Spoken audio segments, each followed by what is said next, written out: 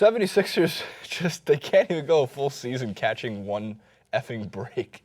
Ben Simmons out for the season after being not out for the season, after being listed as 4 to 5 weeks, now out for the season. Joel Embiid out indefinitely, which in 76ers talk means out for the season. No doubt. No reason to bring him back.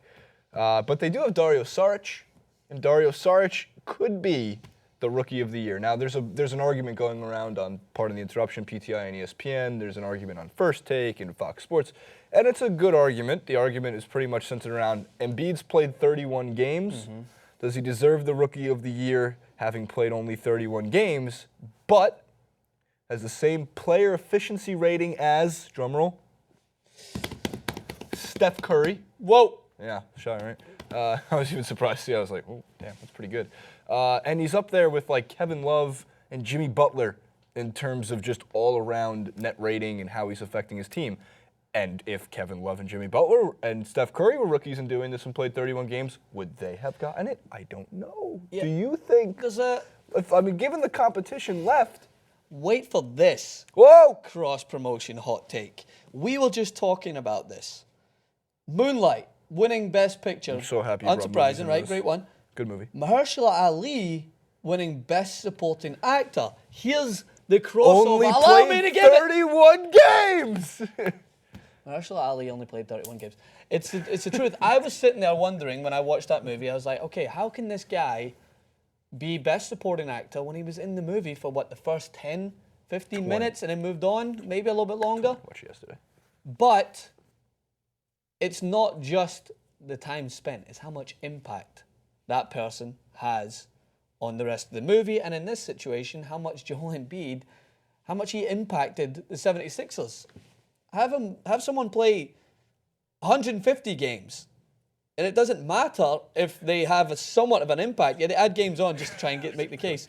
It doesn't matter because that person had such an impact. This is a guy that redefined the characteristics of this 76ers team, provided hope to their stadium, provided them with a sense of purpose and something to look forward to this season, and contributed astoundingly well for the limited minutes he had on the court.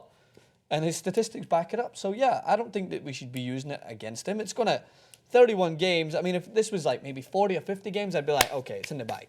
You can, even if he misses the rest of the season and someone comes flying out the ranks. No, he still is Rookie of the Year. So, yeah, I get it. There is an argument to be made, but you have to think about the impact, not just the quantity of games.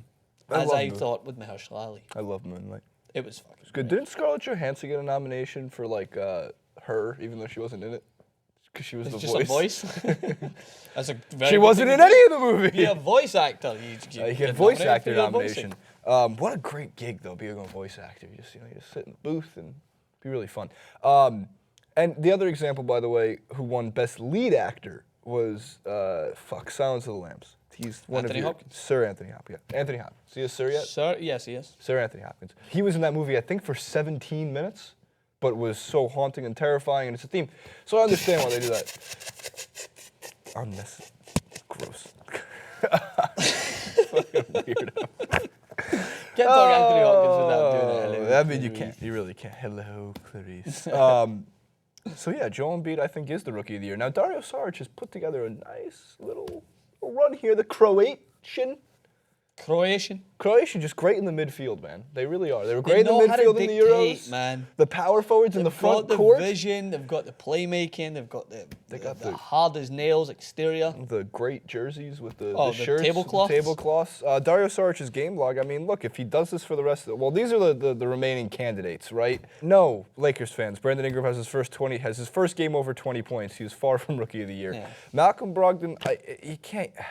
It's just not enough. The Bucks aren't good enough. Dario Saric, possibly, and I'll show you why in just a second, but look at Embiid's numbers, man. Those are outstanding numbers for 31 games.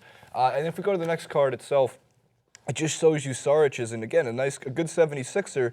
I'm looking at just the points. It's just the last, 10, 12 games. Mm-hmm. February, at least 17 points, 44% shooting.